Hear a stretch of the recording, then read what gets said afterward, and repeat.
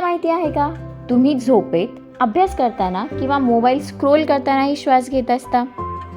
पण हा श्वास नेमका कसा काम करतो हे तुम्हाला माहिती आहे का? चला तर मग फक्त 30 सेकंडमध्ये जाणून घेऊया.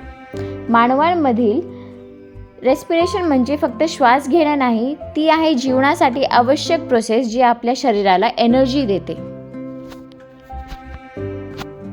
आपण श्वास घेतो तेव्हा ऑक्सिजन हे लंग्समध्ये जातात आणि रक्ताद्वारे शरीरातील प्रत्येक पेशीपर्यंत पोहोचतो.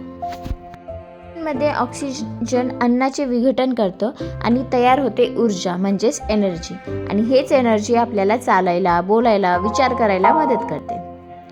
आणि श्वास सोडताना शरीरातून कार्बन डायऑक्साईड आणि वेस्ट गॅसेस वायू बाहेर टाकला जातो.